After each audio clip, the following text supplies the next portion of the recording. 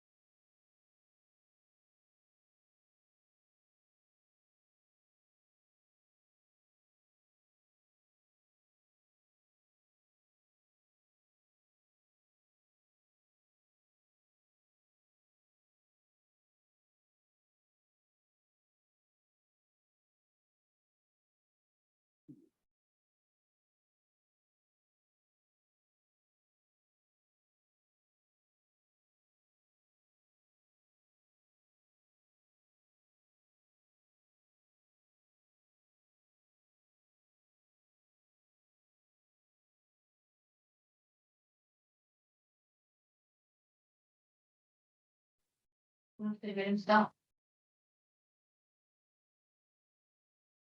Hi, Danita. Hi, everyone. Looked like you're having trouble there for a minute. Yep. Carol. step up to GMC with 3.9% PPR financing for 72 months and no monthly payments until 2023 on Terrain models. Keisha Line, connecting you. Hi, Carol. Here I am. Here I am. Good. You're here. Yes. Okay. So tell me, this is it for so far, so far? So far, the Hellers, Mayor Heller, the Penny had a meeting that ran late, so they're not sure if they're gonna make it. Mary and Edna are downstairs finishing the dishes, Okay. and I expect other people to come shortly. Okay, that's good to hear.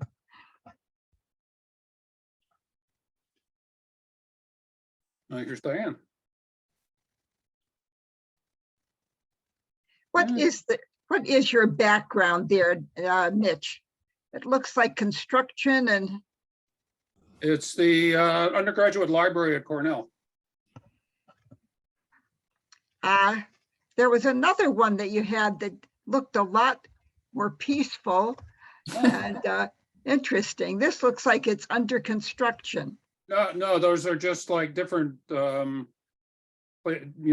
of bridges, interior bridges, so people walk between the stacks. It's all Oh. like open metal. And that's a Wow. desk right there. Okay, I get it There's tables now. here. Yeah. Oh, It's there's Penny. scary though, if you're a little afraid of heights and stuff, Oh, that could all be a right. scary situation. I guess you need to go there to, To Penny, see you it made for it. myself. Yeah, I got home about 20 minutes ago, Oh, so I'm here. Too. how was your meeting? Pretty good. That was a award ceremony and I was accepting an award for the town. So the town got a plaque. Oh, Oh, nice. and what are they gonna do with the plaque? I don't know. I would suggest that they put it up in the town hall somewhere. So I have to talk to the first selectman, find out where he wants to put his plaque. Mary had a close friend, has a close friend also named Mary, whose husband was the commander of the Dallas and other assorted commands. And sadly, he passed away. And afterwards, one of the questions that Mary asked my Mary was, what am I going to do with all these plaques? Yeah. Yeah, there. They're the friends of Maria, right? Yeah. Well, actually, this one's good because it's a second award a program I was involved in, and the first plaque was in 19. So I just got a little thing that goes on the plaque. So I have to ask him, where's the 19 plaque? Because I think it's in somebody's drawer. And so I can put the 2022 little bronze thing on it. So we can show that we got it for 2 years running, 3 years Kind of running. like your Sunday school pin, you get stuff hanging on. Yeah, another piece, yeah. Those aren't the deal that they were anymore. I remember I had a Sunday school pin and you had this whole, Yeah, it was I got the whole thing, all 6 years, whatever it is. And then after 6 years, they kick you out. oh, we went up to 12. Oh, no, the Episcopalians at 6, once you're 12, you're either a lost cause or a saint. Oh, so, okay, I think we've got Dale, you can hear us? Yes, I can. Okay. Hi, Dale. Hi, how's everybody this evening? Good. Fine. Y'all look wonderful. You've all gotten younger. Mm. What? It's the magic of Zoom. Oh, is that it? Okay. Yeah. Yeah, the camera makes you look, 10 pounds head lighter and 10 years younger. There you go. There you go. Love it. I assume Ray and the dog are there? Ray is just finishing up the dinner dishes and will be joining me off camera so he can be in his lounging chair. Oh, okay. The dog hopefully will not be participating in the class. Okay. I hope. All right. I love it. So I got an email from Norm Owsley, and just so everybody, in case you looked at the prayer Oh, list, David made it. and just so you know, that's not me. Uh-huh. Oh, Hey, There's some, Okay. hi Dave, there's some Mitch on the prayer list, but it's not me. hey, Penny. Hi, Oh. Penny. good. You Unless you Mary did knows well. something. Yeah. unless Mary Anyone has wanna- something David about. left Connecticut at 10:30 this morning, so. Actually, was it you- 10:30 or 11:30? Oh, well, I thought it was closer Somewhere in to there, yeah. 11, but Well, Yeah. it was like that movie with, was it Carrie, where it was Oh God or whatever, when he said parts the cars, it's like when I went down the road, it's like all the cars just got out of the way. And there was just no traffic jams, nothing. Oh, good. Well, it was a Monday. But yeah, I What's mean, too hard. What's the weather like there? Cold, Oh, about 30. I have to come to a funeral on Friday, so I was just wondering. It's supposed to be yeah, the 40s first during snow. 40s during the day, I think this week, and low 30s at night. Possible snow tomorrow, flurry tomorrow night. Okay, But they had snow last night and there's nothing on the ground here. It melted, which it would, Okay. the ground's not frozen yet. So Okay. you have to come on Friday, huh? yeah, To where, to Rochester or to, Geneseo. okay. Yeah, my best friend died, so I have to go do the Oh. honors. Oh, So oh, sorry. boy. So, Geneseo, that's southwest of us, I guess, Geneseo. yeah, about 25 miles. Oh, okay. Yeah, he wanted his ashes spread on campus.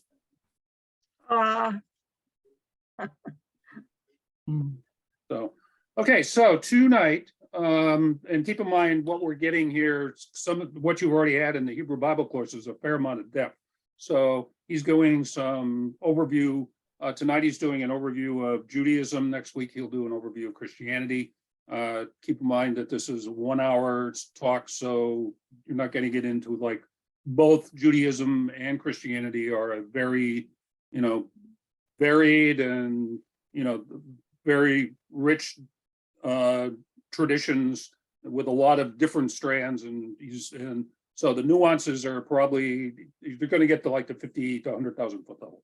So appreciate that the nuances, especially with Christianity, are probably, they may not be things that he may be talking about things that you may say, well, wait a minute, we don't do it that way. So just keep that in mind that he's trying to Does cover. he tend to, when he says Christianity, does he tend to think of Catholicism? Is that the Catholic? Well, Christian, so his starting point for Christianity, and it's a good thing to remember, is going to be the Nicene Creed. Mhm. So probably it would be Catholicism and the more, if you will, formal creedal churches. I mean, there are churches that actually don't have the creed. So his starting point is probably Catholicism, Protestantism writ large. Oh, I see. Okay. But probably sort of an Anglo-Catholic Luther, Presbyterian Luther, maybe. Presbyterian Lutheran. Okay. Yeah, Presbyterian Lutheran. So, and Judaism, I'm not nearly as familiar neither, but it's the same where there are a lot of different traditions within Judaism.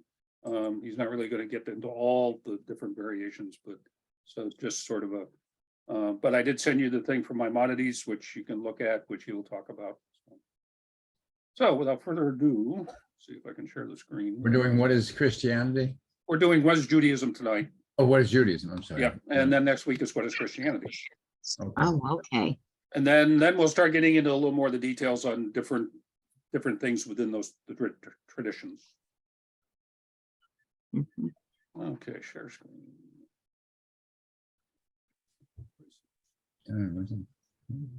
There's some.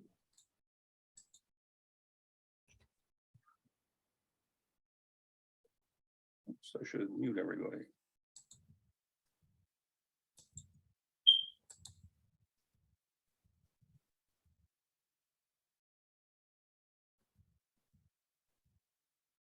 There.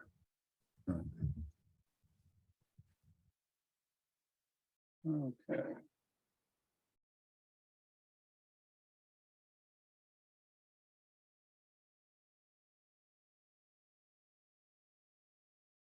Just to review. So the score stands at the intersection of three large complexes. One is the Hebrew Bible, which I tried to do last week, give you a brief bird's eye survey of what's in the Bible.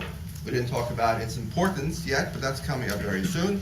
But we did speak about what's in the Bible. It's an anthology of various books, written mostly in Hebrew, in the land of Israel. I left out those two key facts. written in the land of Israel, mostly in Hebrew, during the first millennium BCE. And if you are a traditionalist, they're early in the first millennium BCE. And if you are a modern Bible scholar, you would put them in the middle or further down in the first millennium BCE. So that's the Bible, an anthology of writings. We took care of that. Now, this week, I'm looking at what is Judaism, that's today, and what is Christianity on Friday, right? And then we'll proceed next week to talk about biblical interpretation, how Jews and Christians read the Bible, and then we're finally ready to get to work and to discuss our theme of the course. So I begin here with a small note about how many Jews there are in the world. I'm not going to bother to read that, you can read it too, but now we begin with a very important methodological note. When I'm describing Judaism, which is today, Christianity on Friday, what are we describing? Or no less important, how do you know it when you see it? If you are a believer, Jew in this case, Christian on Friday, if you are a believer, then of course you believe that this ism exists out there. I.e., there's something called Judaism that came down from heaven, Moses, God, prophets, Bible, something or other, and that gives us Judaism. And then we can measure the behavior of Jews vis-a-vis that Judaism. We can measure their beliefs. Are they true to Judaism or are they false? Have they rebelled or have they been authentic, legitimate heirs? Do they follow in the ways of the Judaism or not? As if Judaism then becomes a hypostasized reality. That's a fancy schmancy word. We'll come back to the word hypostasis in a few weeks, not to worry. If, however, you are a modern Bible scholar or an academic historian, moi, for example, in spite of the Jewish beanie on my head, if you are an academic historian, then of course you realize that there is no ism. Isms don't exist in the abstract. Isms don't exist in the air. Isms only exist insofar as they are anchored in society, anchored in time, space, and history. Or to put it in extreme fashion, Judaism does not exist. Jews exist. Christianity does not exist. Christians exist. And I only know what Judaism is when I look and see what Jews think, do, behave, believe, social networks they create, political institutions they construct, what authorities Jewish society produces, etc. That I can study as a historian. And at some point I can say Judaism is what these people are saying, doing, thinking, believing, etc. I can do the same thing for Christianity. So I will, in this course, we'll be routinely talking about Judaism over here and Christianity over there. But when we say that, what we really mean, of course, is Jews, what they say, do, think, believe, and Christians, what they say, do, think, believe. And a shorthand for what these Jews are saying, doing, and thinking, and believing, well, the shorthand is Judaism. And a shorthand for what the Christians are saying, doing, thinking, and believing is Christianity. In other words, put it more extremely, I don't know what Judaism really is. And I don't know what Christianity really is. And you know what? You don't either. Because I'm not a prophet. I don't have a revelation from God telling me what Judaism is or isn't, what Christianity is or isn't. And I have no way to know what is the authentic or real, genuine, legitimate Judaism and the authentic, genuine, legitimate Christianity. Only a believer knows. Those of us who are not so fortunate to us to be believers, or those of us who are fortunate enough to be academic historians, we don't know. That goes into a different part of the brain.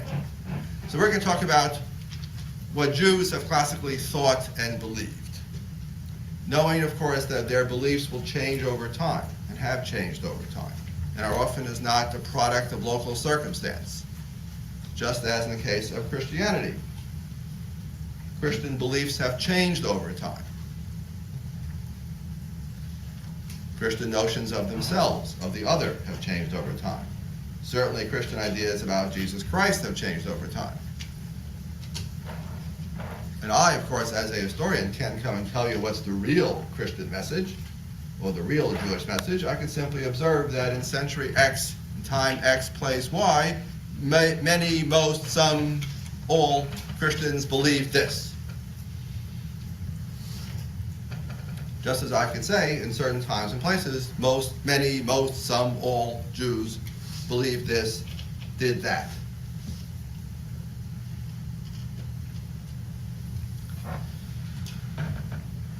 Okay, if you're interested in this, you should take a course on religion or take a course on any of these isms. This could be a philosophical type course, right? The same thing applies to Marxism. Any ism you can think of. Does it really exist, or is it simply a product of social circumstances, a function of social reality? I would say that's what it is. In the abstract, these things don't exist at all, except insofar as believers wish them to exist, want them to exist, and believe in them.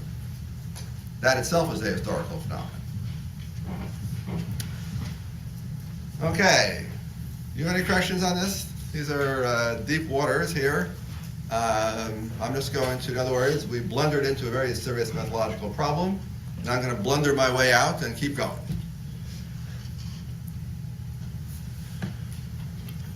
You're all very docile today. Okay, that's fine. Docility is good sometimes.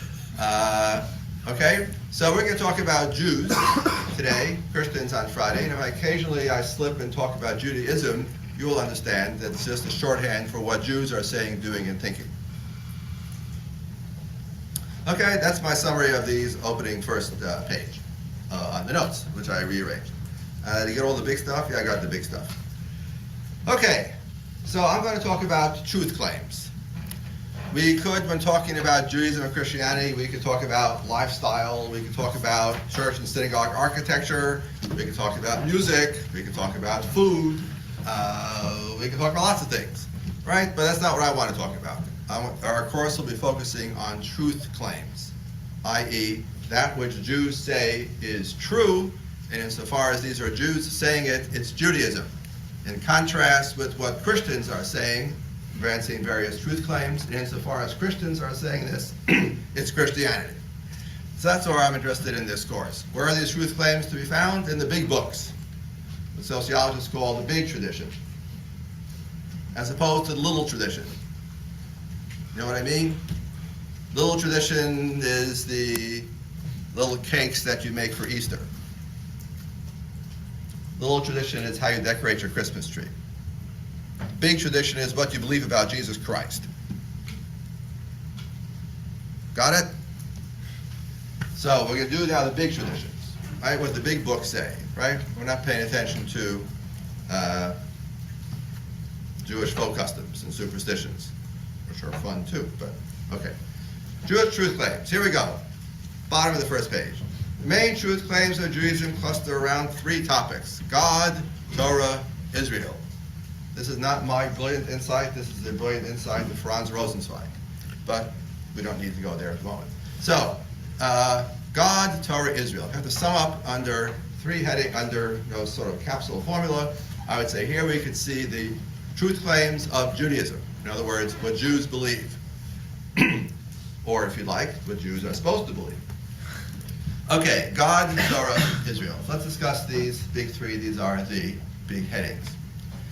And I deliberately constructed this so as to be parallel to God, Christ, church on the Christian side. Right? That's what we'll do Friday. So keep that in mind. God, Christ, church over here. God, Torah, Israel over here. So, God. The Bible and all classical Jewish texts are suffused, like that word, with a belief in God.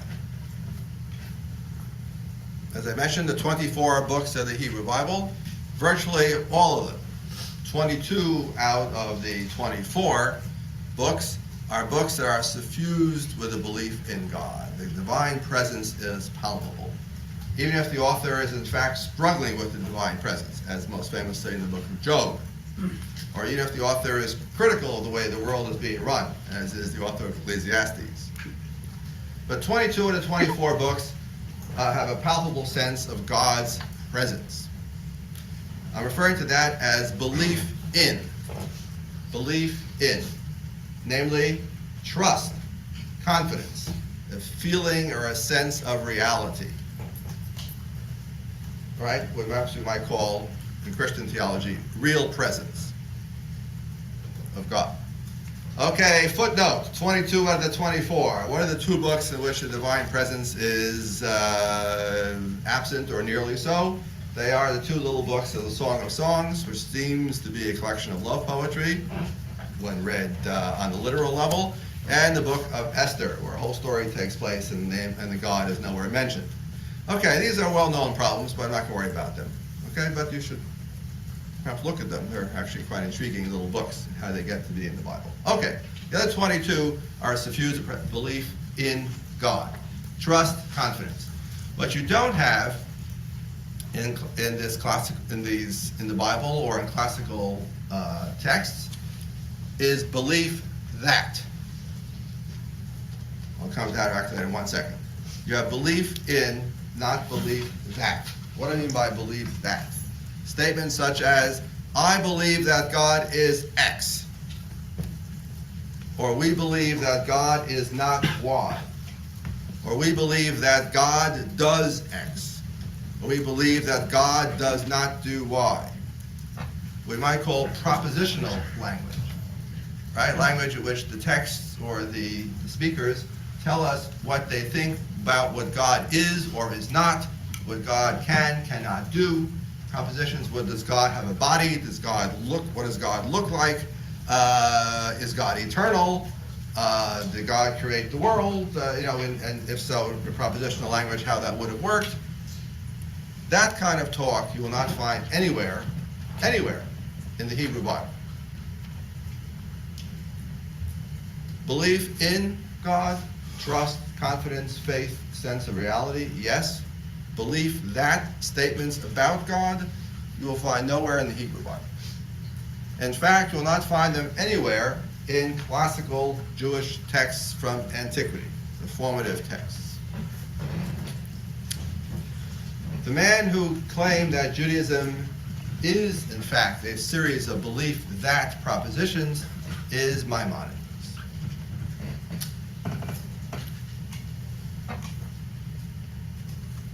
We will not be spending too much time with Maimonides, but he is the 800-pound gorilla here, and we can't ignore him. So we have to at least mention him, and then hope he'll go away quietly.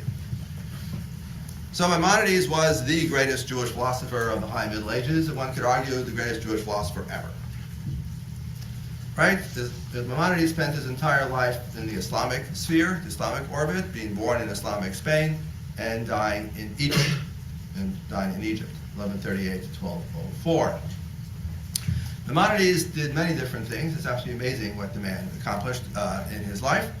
It's even more amazing because it seems to have been born in 1138. When I went to school, we thought he was born in 1135, but he lost 3 years when we redid the chronology, and he still got everything done. So, just an amazing guy. Anyway, for our purposes, what's important is that Maimonides is not the very first, but certainly the big one, who argues that Judaism, everything else to the contrary notwithstanding, is in fact a series of propositional statements about God. Judaism can be summarized as a series of truth claims. I believe that. Believe that statements, which Maimonides summarizes famously in his 13 principles of belief. Right, which I gave you a link to the page, and now it's readily available on the course page itself, under course readings. Click, click, click, and you'll find it. Right, a series of 13 claims.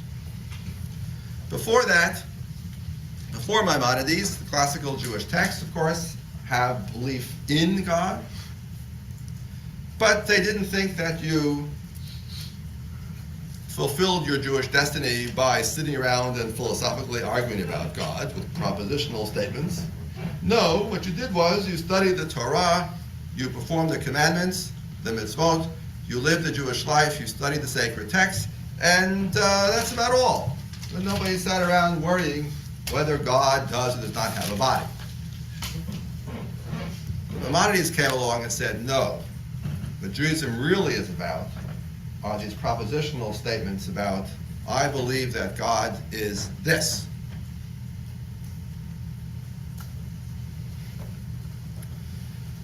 And out of the 13, as all the commentaries discuss, the first 5, at least, Maimonides would say are, not only are they true, not only are they the essence of Judaism, or the basic message of Judaism, but these 5, Maimonides says quite explicitly, are claims that, to use a word that to use a modern word, not a word he used, these are rational, i.e., these are statements, propositions, that an educated person can prove. What are these 5 statements? Here they are. 1, God exists. 2, God is a unity. 3, God has no body. 4, God is eternal. 5, God alone is to be worshipped. For Maimonides, these are not dogmas. Dogmas, Merriam-Webster Online Dictionary, SV dogma. Now, you see there's a whole range of meanings to the word dogma, but we use the word dogma, meaning C usually is lurking not far beneath the surface. A point of view or tenet, by the way, see the word tenet, T-E-N-E-T. This is not a person who leases an apartment. Please make sure you spell this correctly, right? A point of view or tenet put forth as authoritative without adequate grounds. As if I believe it because I believe it and that's why. For Maimonides, these are not beliefs that we believe because we feel like it. We believe these things because A, they are true, and B, I can show you that they're true. I can argue propositionally. I'll give you proofs that God exists. And for Maimonides, at least, these proofs are adequate and convincing. You and I might not be convinced, perhaps, but for his point of view, they are convincing. And in fact, he says, and if you don't find them convincing, then you should study harder and work harder until you realize that they are convincing. That's why Maimonides says there is a commandment to believe in God, Maimonides says. The commandment is not to suspend disbelief. No, the commandment is to believe, to work at it hard, study philosophy, think and work until you too realize that God exists, because God has to exist. God cannot not exist. That's Maimonides. And this I would respectfully say, with all due respect to Maimonides, Maimonides has overturned the plate, to use a rabbinic idiom. He's turned the whole cup upside down. All of a sudden, we, for the last millennium and more, we Jews had thought that all you need to do is to have a belief, trust, faith, confidence in God, do the commandments, study Torah, and that's all you need to do, and then we've done our job. Now Maimonides tells us, no, we Jews have to sit around and be philosophers in order to prove propositionally these truths about God.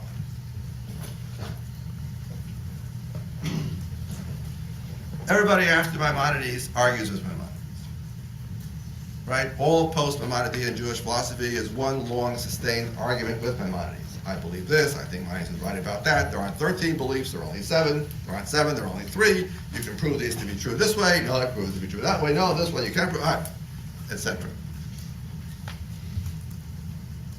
But the point is, when we get to Christianity on Friday, just to anticipate my hand, Christianity early on becomes a system of propositional truth claims, notably in the Nicene Creed, which we'll look at on Friday, in which Christians say flat out, I believe that. I believe in God who, followed by statements, and in Christ, followed by descriptions.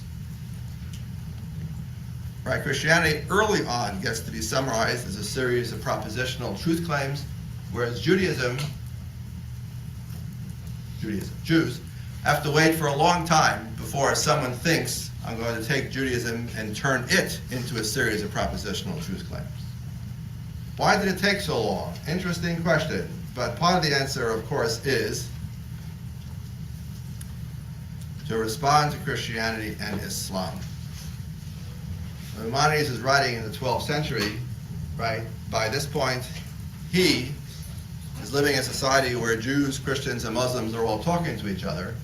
And as far as he's concerned, Judaism has to, what shall we say, not clean up its act, but Judaism has to raise its level of discourse. If you're going to convince young Jews in the 12th century that Judaism is in fact a serious intellectual system, equally serious with Christianity and Islam.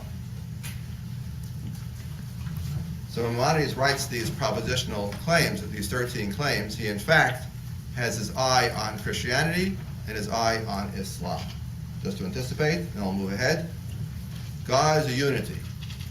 When he explains what God as a unity is, we know exactly what Maimonides means. It's not Christianity. Because Christianity claims that they believe in God as a unity, but of course, it's not a unity at all. It's three. And three is not one.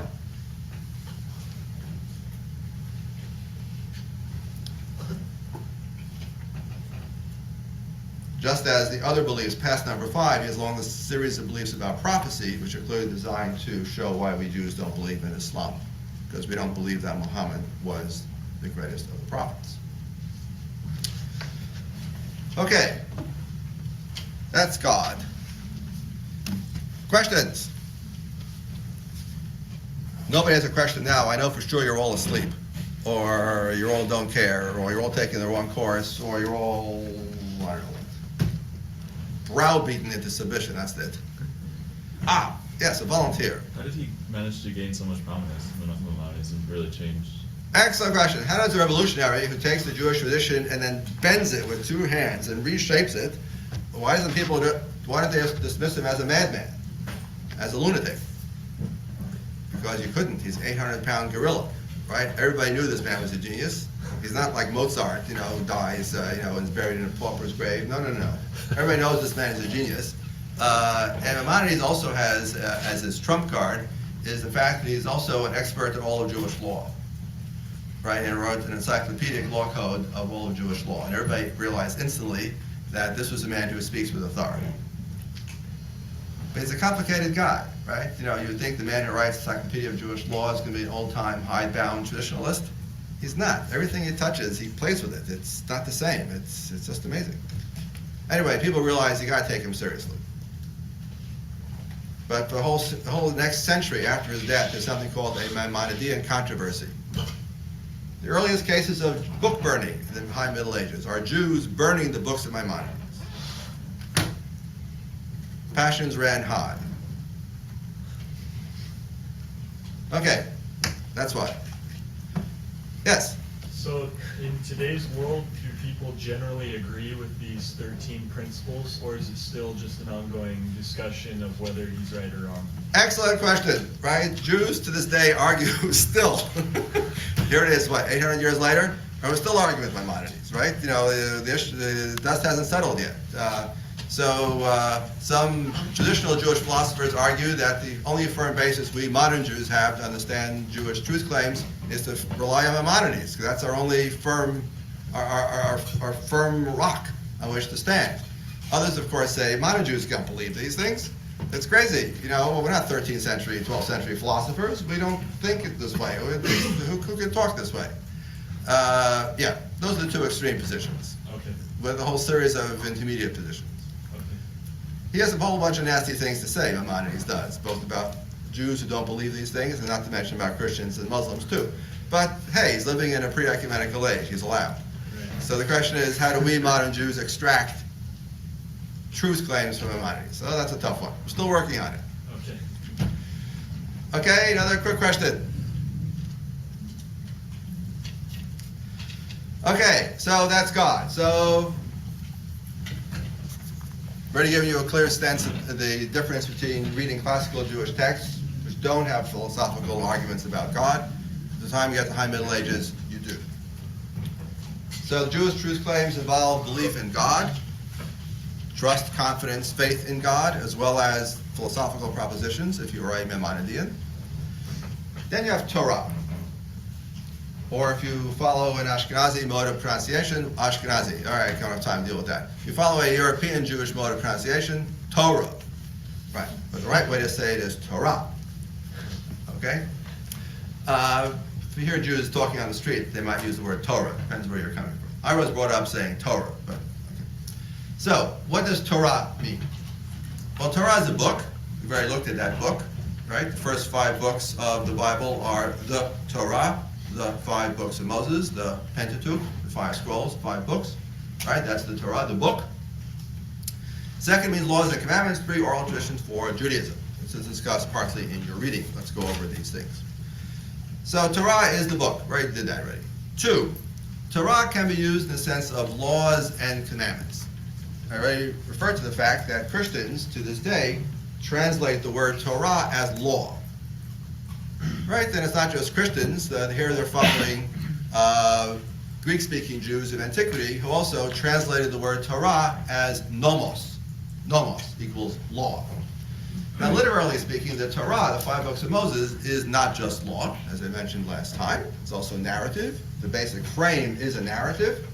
But embedded within this frame, within these 5 books, are substantial bodies of laws, which in Jewish language are called commandments. Right? Commandments. Thou shalt not. Okay? These can be referred to as laws or commandments. Of course, of the commandments, 10 are very famous. The 10 commandments. Right? 10 are very famous, but of course the Torah has hundreds and hundreds of commandments. How many commandments are there? Well, Maimonides and all his other medieval confreres agreed that it contains 613 commandments. And then they spent enormous amounts of intellectual energy trying to calculate precisely how you get to 613, when any reader will tell you there are way more than 613. But anyway, that's a medieval obsession with trying to come up with precisely the number. Anyway, we have lots and lots of commandments, lots and lots of laws. The important thing for our purposes is that these laws include a lot more than just what you and I would call laws. And here I'm giving you a brief survey of different kinds of laws, commandments, that you are found in the Torah, in the 5 books. We have laws about theology. You shall have no other God beside me. Maimonides already mentioned. Prohibition of image worship. We have ethics, love your neighbor as yourself, which comes out of Leviticus 19. We have ritual laws, most famously Sabbath, festivals, food laws, right? Don't eat pork, don't eat shellfish, don't eat meat with dairy. Well, that's a complicated one. Then we have sacred laws, right? Laws about the central shrine, the priestly caste, the worship of the Lord in the essential institutions, laws of purity, impurity, laws of sacred laws. We have civil laws in the Torah. My ox scores your ox. Or translate that into modern times, my car hits your car. Right? Let's see, torts. I punch you in the nose. Or in modern terms, I punch you in the nose. Right. Buying and selling land.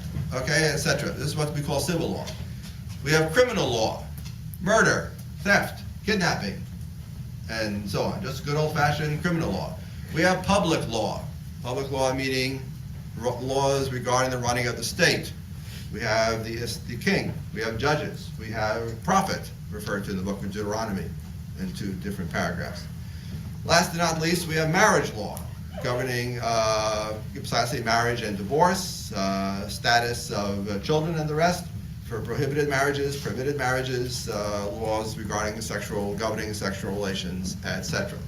All these things we'll call law, but of course us Americans, right, we sense some of these things are law, and some of these things aren't law at all, but in the eyes of the Torah, it's all law. Namely, the commandment to observe the Sabbath day is no less important than honoring your father or mother or loving your neighbor as yourself. The language is the same. It's all law. It's all commandment. As we'll see, when Christians read the Torah, 5 books, they, unlike the Jews, they wanted to pick and choose. Jews claim, and traditional Jews claim still, that all of these laws are still operative. Right? These are eternal laws. These are laws given by God to Moses at Mount Sinai. Many modern Jews would have trouble with that, but at least they would say these are laws were meant to be observed everywhere and always by Jews to the best of our ability. Some laws we Jews can't observe anymore. For example, we don't have an animal sacrifices at the central shrine because we no longer have a temple in Jerusalem, since the Romans took care of it in the year 70 CE.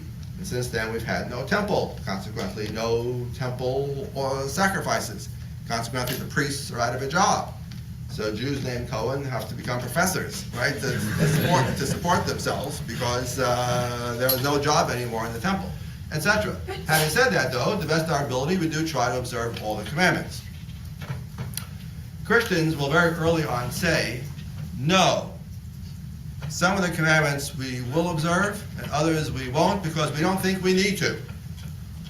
They've been replaced, they've been supplanted, they've been upgraded, downgraded, something or other, right? So we don't need to observe them anymore. Now, footnote, truth be told, Jews also are playing fast and loose with these rules, but at least Jews claim eternal fealty to the laws, whereas Christians come out and say flat out, now that Christ has come in the world, I'll give you a list of the laws that we need to observe, and the rest you can ignore. This is a big theme of our course. Will be coming up in a couple of weeks. Okay, back to where we are. 3, oops, better hurry up. 3, the Torah also can mean the written Torah and the oral Torah. This was discussed in your reading, right? Rabbinic Judaism comes up with the idea. These are in the 1st century CE, AD, if you prefer. The early centuries in the classical period, which produced classical rabbinic literature. The rabbis come up with the idea of the written Torah and the oral Torah. The written Torah are the 5 books of Moses. The oral Torah is the body of traditions that are not written down in the Torah. So when Moses comes down from Mount Sinai, or those of you who saw the old movie, The 10 Commandments, if you haven't seen it yet, you should rent it over the weekend. It's a blast, right? So Charlton Heston comes down with the 10 Commandments, right, right over his manly chest, right? What he's also carrying, of course, is the oral Torah, that which is not written down. And the rabbis will tell you that which is not written is just as important as that which is written, in fact, more so. Because the written Torah, the 5 books of Moses, means what we rabbis say it means. And as you know, the interpreter always wins. Because the text can say whatever the text wants to say, but the interpreter will tell you what it really means. And consequently, the interpreter triumphs over the text. That we'll do it next week. That's the oral Torah. Okay, I'm not going to, that was in your reading, so I'm going to explain that briefly. Let's make sure we understand the word halacha, which is right over here. So the word halacha are all those details which we rabbis elaborate in order to explain the meaning of the laws. That's halacha. That's the Jewish way. So, for example, the Torah tells you don't do any work on the Sabbath day. The Torah repeats it several times. So it's right there in the 10 Commandments, the 4th commandment. Exodus chapter 20, verse 9 and 10. Right? Don't do any manner of work on the Sabbath day. Okay, sounds good. However, think about it for 10 seconds. What on earth is work for purposes of this law? What am I not allowed to do on the Sabbath day in order to fulfill the commandment, don't do any work on the Sabbath day? Answer, the Torah doesn't tell you. But we rabbis will tell you. We rabbis will come along and explain precisely that which you may not do, and that which you can do, and that which you can do sort of if you arrange things just precisely so the conditions apply over here, then that would not be permitted, but over here it would be permitted. And this, we really don't want you to do it, but if you do it, it's okay. It's not you're not culpable. Right. That's what we call halacha. As the rabbis provide the teeth, the details by which we Jews can implement the commandments of the Torah. Similarly, honor your father and mother. What does that mean? Well, it means honor your father and mother. I know. That means that you shouldn't argue with your father and mother. If your father says to you, you're going to Harvard, and you say back, no, I'm going to Brown. Is that honoring your father and mother? Is that what that means? Well, I'm not sure. What exactly does it mean to honor your father and mother? Well, once again, the text is completely vague. If you want details, you won't find it in the Torah anywhere. You have to go look in rabbinic to the our rabbis, our sages, who will tell you precisely what it means. No, you're allowed to argue with your parent on certain kinds of things. You don't always have to agree with them. But it all depends. If your father tells you, do work on the Sabbath day, you very politely say, no, Father, I can't do work on the Sabbath day. Because I must observe that commandment also. Anyway, that's not in the Torah anywhere. This is all spelled out by our sages. That's part of the oral Torah, the Torah that expands upon, interprets, provides details by which we can then understand and implement the written Torah. Last but not least, the word Torah can mean Judaism, right? Put this whole kit and caboodle together, it's Judaism. Namely, the book, the interpretations, the laws, the requirements, the rituals, the prescriptions, the prescriptions, the proscriptions, put it all together, that's Judaism. That's how the rabbis often talk. Last but not least, Israel.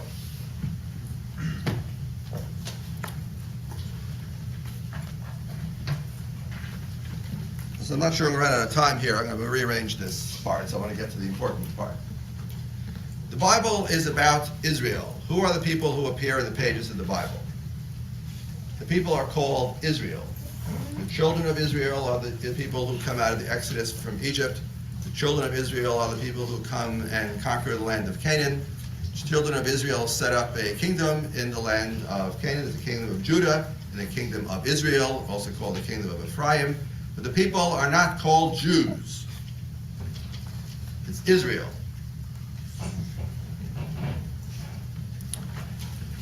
This people of Israel, stand in a very close relationship with God. That same God whom we discussed earlier. In the Bible, the Torah already begins with a paradox. Paradox. Genesis 1 through 11. God creates the entire world and all that is therein. God punishes all of humanity when they sin. He sends a flood, wiping out humanity to start over again, right, with the figure of Noah. So chapter 1 through 11, we're having a universal God who it seems has no favorite. He picks Noah because Noah is righteous, but Noah is basically a second Adam, right? All humanity goes back to Noah because the sins of the world have brought God to destroy the world in a great flood. All of a sudden, though, in Genesis chapter 12, something mysterious happens.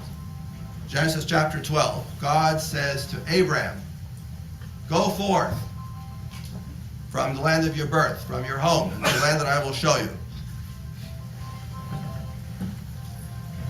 And from that point onwards, from Genesis chapter 12, all the way down through the end of the book of Chronicles, in other words, the entire rest of the Hebrew Scriptures, God seems to be peculiarly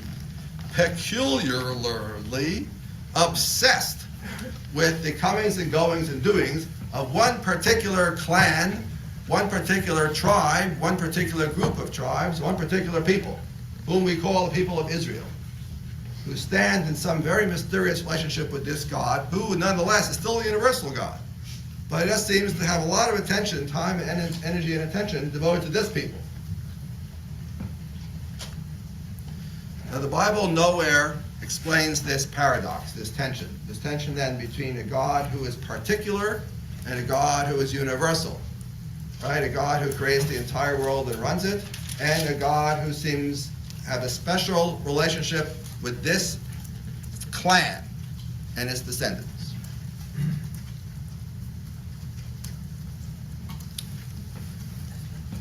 We call that special relationship covenant. It came up in your readings. Did I mention that word here somewhere? There it is. People of Israel are the chosen people. They stand in some special relationship with God. What that means is never spelled out, given the fact that the Hebrew Scriptures, as I mentioned earlier, don't speak propositionally, don't speak out truth claims to explain to you what these things mean. It has this phrase that appears a couple of times, and the biblical prophets routinely are working with this tension. that Israel stands in some special obligation towards God. Later Jewish thinkers will, of course, take this material and try to make something out of it. And you had a nice survey, in your reading, which I won't discuss at the moment. Basically, you're left with the idea, is it a privilege or is it an obligation to be a member of God's chosen people, to have a covenantal relationship with God? Is that a good thing or a bad thing? Surely it's a good thing, but sometimes it doesn't always feel that way. As in, because God is busy punishing you for your sins, but otherwise God lets slide among other people. The Bible, again, does not explain these things or come up with a systematic explanation, but later Jews and Christians alike will have a very clear idea that there is a group of people who stand in a special relationship with God. And they get that idea from the Bible, not just the Torah, but the prophets and the Ketuvim, the writings also. Except the major difference is that Jews, if I could jump ahead a little piece, have a clear idea that this is an ethnos. This special people is a special people both by dint of the fact that it has the Torah, it has the commandments, it follows God's word in that way, whereas other people don't. But it's also a special people because it is also God's ethnos, God's family, God's people. Christians very quickly lose that, as we'll see. There's very little notion of Christian peoplehood. You don't want to talk about the people, the Christian people. That doesn't really make sense. There is something called the Jewish people, but there's nothing called the Christian people. Whereas both Jews and Christians will claim that we, in fact, are that special people because by dint of our faith, belief, commandments, observances, and the like, right? Jews will keep and will never lose this sense of ethnos, or ethnicity. This is a long, complicated problem, which I don't want to discuss now, but we'll come back to this. And it's not that Christians reject the Jewish chosen people idea. It's just that Christians interpret it in a different way and turn it into something different. Better or worse, I leave for you to determine. But that we'll come back to in some weeks down the road. The key point, I'm going to jump here to this last paragraph because it's already only have 3 minutes. This last paragraph is this. When I'm talking about the Hebrew Bible in this course, I will never, unless I slip, right, refer to its heroes and its people as Jews, or talk about it as Jewish.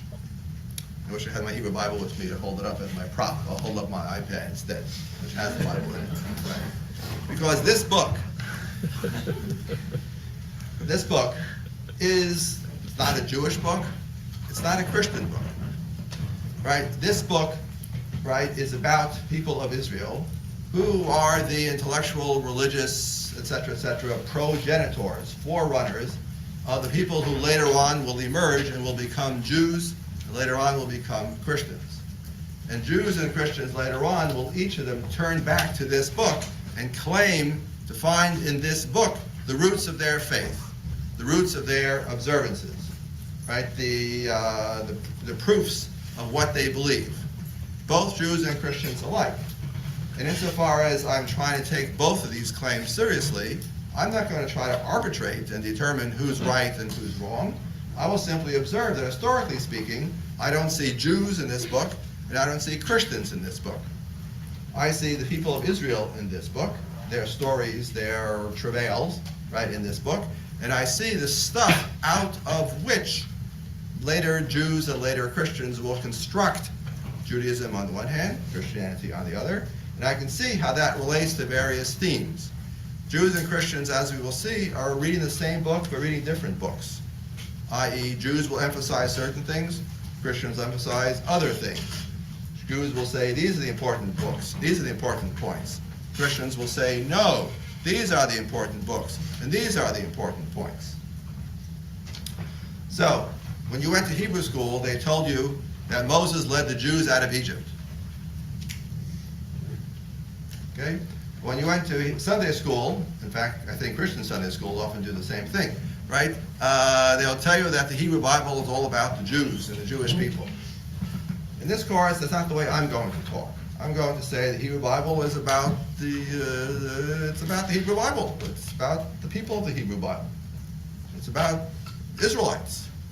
Jews and Christians, well, they will come along and each of them will claim parts of this biblical legacy, right? And if you are a Jew, then of course, it's the Jewish Bible.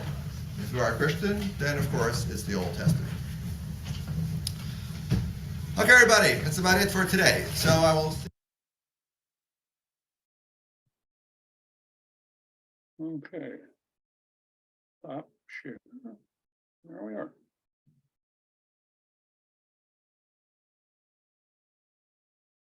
Didn't lose anybody, good. Maybe I lost my wife, oh well. Oh, she's there. So, any questions, any surprises?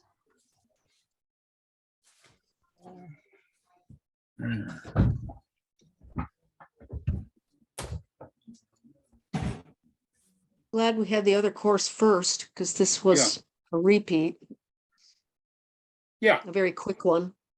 yeah, I think that, you know, I mean, what you had was much more in depth, but that still, this was a good overview. Yeah. I have a question about Maimonides. Yeah, He mentioned the 5 basic principles that he said can be proven. I only captured 3 of them. So what I would like to hear what the 5 of them are again. oh, okay, hang on. God exists was one. Is that what you're talking about, Carol? That's what I'm talking about. I have God is exists. God is God- unity was 2. Say that again. God is unity was 2. Yeah, God has no body was 3. yeah. I've got all those, but now what's the Four I had other? a question on too, and then Okay, 5 the list, number 4 is the belief in God's eternity. oh, eternity. And the 5 is the imperative to worship God exclusively and no foreign false gods. Yeah, yeah. Now, Okay, what he talks about proving them rationally, that I think Maimonides was or close to a contemporary of Thomas Aquinas, and so Right. what you've got is a similar process going on where Aquinas had a whole development of the belief in proving the existence of God, which I won't go into now because it's kind of convoluted. So that's what, you know, that's what, when they say it can be proved rationally, that's what they mean, is that you can take a set of propositions. If this is so, then this is so, then this is so. right.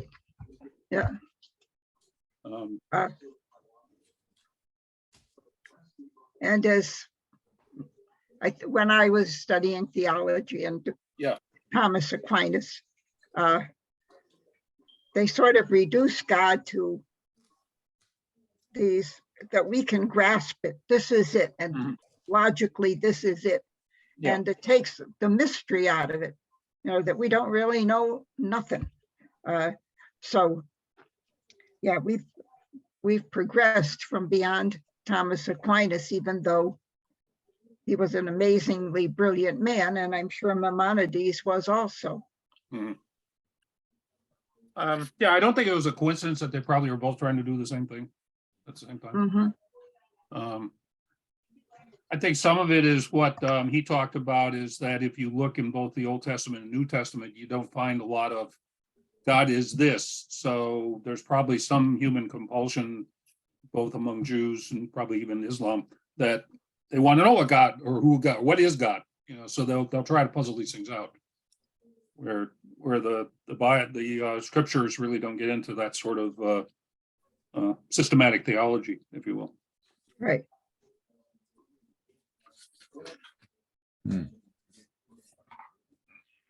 I mean, for instance, Paul's letters were written for specific situations. Now we have taken, since then, we have taken some what he says and created systematic or theology out of it, but that wasn't his purpose in writing the letters. I'm presuming that, you know, like he was saying, why can't you Corinthians get along with each other? Mhm. Yeah. Could you repeat what the distinction he made between, I'm still a little confused about where he makes the distinction between God is and God that. Oh, I think what the distinction is that God, what you see in the Bible is you don't see any statements of God is. God is, there's no description of God. What you see is descriptions of God's interaction with people.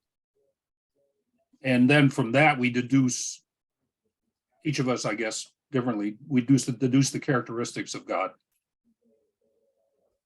I'm not sure that answers the question, but Yeah, because he said, oh, I'm trying to catch my notes here, that God that is propositional right. and it describes what God does. Or is, Well, see, and he was distinguishing between God that and God is. Have I got it wrong? I think I believe in God. I think he was talking about trusting God, having confidence in God, is, the belief in, believing the divine presence. And the other one is propositions about God. God is So this. the propositions about God is the God that statements. Is that correct? No, I think the propositions about God are the God is statements. And the God that statements are the belief and trust in God. And what you do is then, like the two basic statements in the Hebrew Bible are God that created the world and God that brought the people out of Egypt. So It's just what God does. Yeah. Whereas you don't have anything about God is 6'2" with blonde hair. Or something like that. Oh, okay.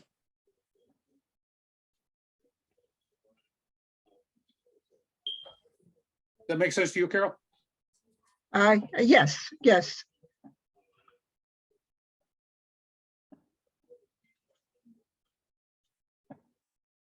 Anybody else have a question on that, or is that fairly clear? No. Because Maimonides was the one who, he said he turned the plate over, was the metaphor used to talk about a propositional God. Right, yeah, he made a lot, he And made that God. wasn't in the Bible. Correct. But Yeah. a propositional God describes what God does, that is in the Bible. So no, the propositional God is what God is. And so if you look at like the first 5 that are in your notes, or all 13, God exists, God is a unity, God has no body. That's a negative proposition, I guess. God is eternal. God alone is to be worshiped. So what you have there are 5. So these are all God is things. Yeah, God is or is not in the case of 1. Right.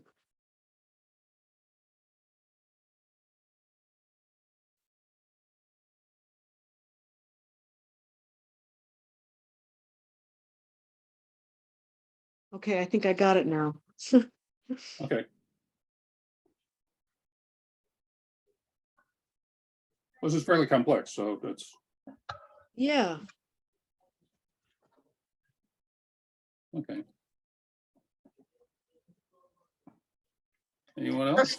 Just to sort of see if I can translate into everyday life. Say, if somebody was to say, tell me about your husband. I could say, well, he's this, he's that. He's a scientist. He's he loves camping. I could talk about him, but that's different from my believing in him and having confidence in him, having a relationship with him.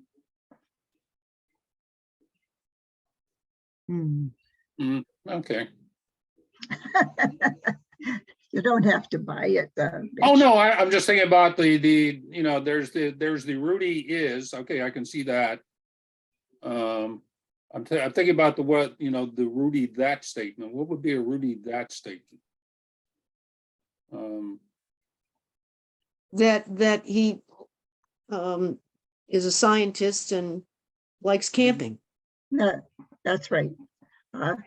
But I also believe in Rudy and I trust in Rudy. And Yeah.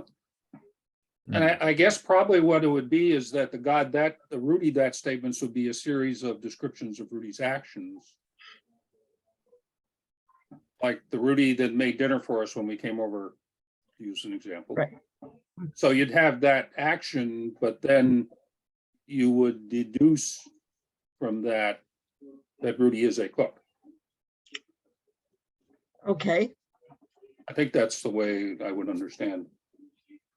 Because so you could see, you know Rudy well enough, you could make Rudy is statements as well as Rudy that statements, whereas the way the Hebrew scripture is written, we've only got God that statements, and then we have to deduce what the God is part, you know, what. So, Hmm. yeah, tell Rudy we're doing Rudy that statements.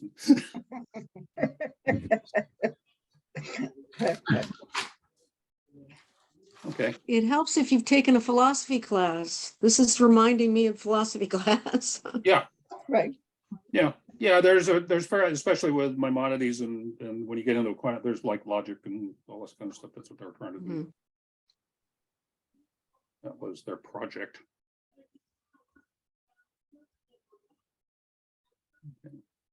So he would say, I'm putting words in Dr. Cohen's, but he would say that the Bible says about what God does, the God that, and Mhm. then the rabbis kind of, you know, went further or went into or expanded or, you know, explained to the common folks that what God is because Yeah. of what God did. Yeah. Or does. Yeah, and right, and what would the people we call the church fathers did the same thing in Christianity. Right. Yeah, they're we don't have, I'd have to look, but most of the statements in the Bible are descriptions of things Jesus did, and then the church fathers have sort of deduced from that who Jesus is.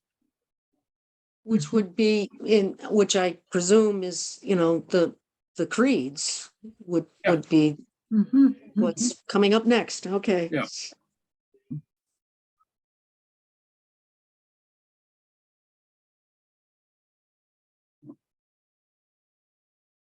Yeah, and he will. I mean, there are statements of his statements, and I mean, I believe in God the Father who created heaven and earth and all the rest.